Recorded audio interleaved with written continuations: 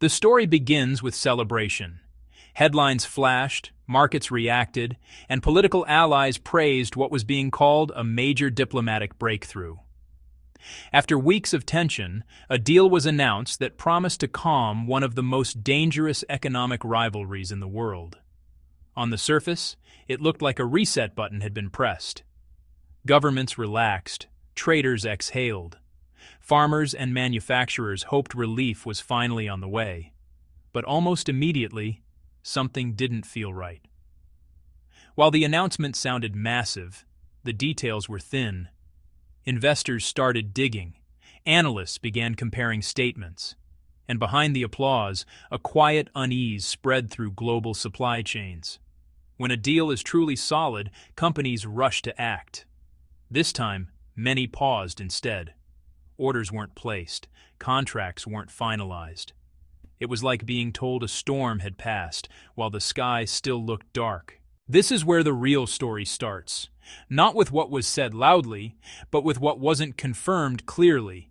Because in geopolitics, the most important signals are often hidden between the lines.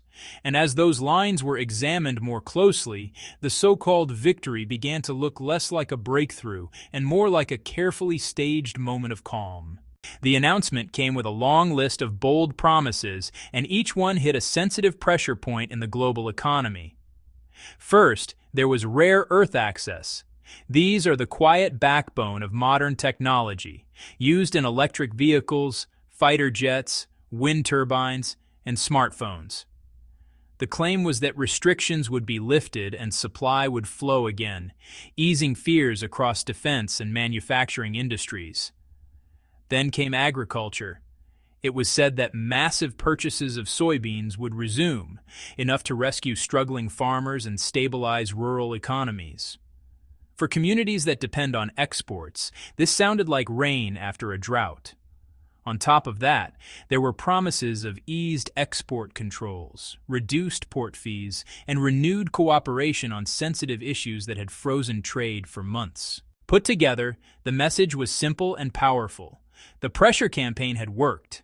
Leverage had shifted. Stability was returning. Markets reacted the way they always do to big promises, with optimism first, questions later. Prices moved, expectations were set. Businesses began calculating what recovery might look like if all of this were real. But here's the problem with promises at this scale. When they're genuine, they show up fast in paperwork, policy changes, and official confirmations. When they don't, the absence becomes noticeable. And as analysts compared what was promised with what was actually written down, cracks started forming almost immediately. After the excitement settled, attention shifted from speeches to official records. Analysts, traders, and diplomats began scanning statements, press releases, and government briefings. That's when the tone changed. The language from the other side was careful, restrained, and noticeably narrow. Instead of confirming sweeping concessions, the statements focused on limited pauses, general cooperation, and future dialogue. Key details were missing. There were no firm numbers attached to agricultural purchases, no timelines for restored access to strategic materials, no confirmation of broad export licenses. In diplomacy, this matters more than it seems. Agreements that change reality are usually specific. They include volumes, dates, and enforcement mechanisms. Vague language, on the other hand, keeps options open. This silence wasn't accidental. It allowed one side to declare success at home while avoiding binding commitments abroad. It's a classic strategy: give just enough reassurance to calm markets without giving up control. For global industries, this was the turning point. Instead of preparing for recovery, many companies prepared for uncertainty. Think of it like a bridge that looks solid from far away but lacks clear support when you step closer. You don't drive across at full speed. You slow down. And that hesitation, that pause, is exactly what began spreading through supply chains worldwide. Rare earths were presented as the crown jewel of the deal. The claim was simple: access would be restored, and the dispute that had rattled high-tech and defense industries was over. But when companies looked closer, they realized almost nothing fundamental had changed. The most restrictive control system, the one governing heavy rare earth elements, remained fully in place. What actually happened was a pause, not a rollback. A newer layer of restrictions was suspended, but the deeper framework that requires licenses, approvals, and long compliance checks stayed active. For industries that rely on precision and timing, this makes all the difference. A factory can't plan production around a material that might be approved in weeks or denied without explanation. To understand the leverage here, imagine controlling the only key to a warehouse that supplies 90% of a critical component. Even if you promise to unlock the door occasionally, you still decide when, how often, and for whom. That's the position the rare earth processor holds. Separation technology, refining capacity, and technical expertise remain tightly guarded. The agricultural promise sounded massive. Millions of tons of soybeans, steady annual purchases, and renewed demand that would lift farmers out of months of uncertainty. For rural economies, this wasn't just trade news. It was personal. Equipment loans, planting decisions, and hiring plans all depend on reliable buyers. But when shipment data started coming in, the picture shrank fast. Instead of millions of tons, only a handful of cargoes moved. Enough to make headlines, but nowhere near enough to change market fundamentals. These purchases functioned more like diplomatic signals than real commercial commitments. The reason is simple. Soybeans are a flexible commodity. If one supplier becomes complicated, buyers shift elsewhere. At the time, reserves were already high. Alternative suppliers were cheaper, and demand growth was weak. From a business perspective, there was no urgency to buy large volumes, even with eased tariffs. For farmers, the impact was sobering. Prices barely moved. Orders for machinery slowed. Export terminals stayed quiet. The promise created hope, but hope without volume doesn't pay bills. And just like with rare earths, the absence of firm, long-term commitments made planning nearly impossible. This pattern revealed something important. The calm wasn't built on structural change. It was built on selective gestures, enough to cool tensions, not enough to lock in stability. Beyond rare earths and agriculture, the deal leaned heavily on the idea that trade friction had eased across the board. Port fees were paused. Certain export restrictions were relaxed. The language suggested smoother shipping and freer movement of goods. On the surface, this looked like progress. But once again, the structure underneath never changed. The rules weren't removed. They were simply put on hold. The legal framework stayed intact, ready to be reactivated at any moment.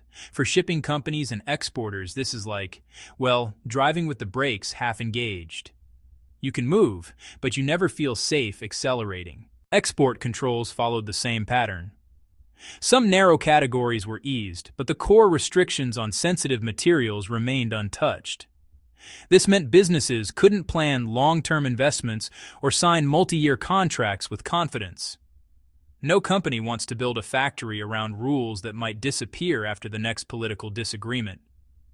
Meanwhile, concessions flowed faster in the opposite direction. Tariffs were softened, exemptions were extended, immediate benefits landed in exporters' hands. Analysts began to notice the imbalance. One side received temporary relief, the other preserved permanent leverage. When pauses stack up like this, they don't signal resolution, they signal delay. And delays in geopolitics rarely mean peace, they mean preparation. So, about 2 weeks after the summit, the picture finally became clear. The so-called victory actually heavily favored just one side. The United States got temporary suspensions, a few symbolic gestures, and some minor purchases, all of which, honestly, offered short-term relief, but didn't provide any real, structural security. For a moment, industries could breathe a little easier, but, the underlying vulnerabilities were still there. Meanwhile, the other side kept every single core advantage. Rare earth controls stayed right where they were, giving them a real stranglehold on those critical materials. Their agricultural reserves meant they could buy only when it suited them, letting them control the market without any rush. And export frameworks, tariffs, licensing systems, those were just paused selectively, not dismantled, which means, honestly, that leverage could be reasserted at any time. So if you think about it, it's a bit like a chess game where one player seems to give up a few pawns just to calm the tension, while secretly keeping control over the center of the board. And that center, that supply chains, processing capacity, and market influence, is really where the true power sits. That's what actually lets one side dictate the terms when another crisis pops up. So, industries responded in kind, automakers started watching their supplies more closely, defense contractors went ahead and stockpiled materials, and farmers, well, they adjusted their expectations downward. This is really the moment when optimism fades away and gets replaced by something more like strategic realism. What looked, at first, like a breakthrough was, in reality, just a carefully managed pause masking some pretty deep imbalances. When you take a step back and look at the whole picture, the deal that once seemed like a sweeping victory now reads more like a temporary pause, just disguised as progress. The short-term relief, things like a few soybean shipments, some tariff softening, and paused restrictions, gave everyone the impression that tensions had eased. But underneath it all, the real levers of power stayed firmly in place. Supply chains, strategic materials, and long-term market control? Yeah, those were left untouched. This wasn't a collapse, and it definitely wasn't a triumph. It was more like hitting the reset button. Just a momentary calm in a much longer, ongoing contest, where true influence comes from controlling those critical resources and shaping what options will actually be available in the future. Industries still face uncertainty, investors remain cautious, and governments are recalculating their next moves. In essence, the calm is fragile, and honestly, the risk of tensions flaring again is very real. Before we close, it's worth asking, will this temporary pause hold, or will leverage be tested once more? Which industries are now most exposed? Electric vehicles, semiconductors, or agriculture? And does this breathing room give enough time for real structural changes in supply chains, or is it just another momentary reprieve? Understanding these questions helps frame the story not just as a political headline, but as a living, evolving situation with global consequences. Stay ahead of these shifts.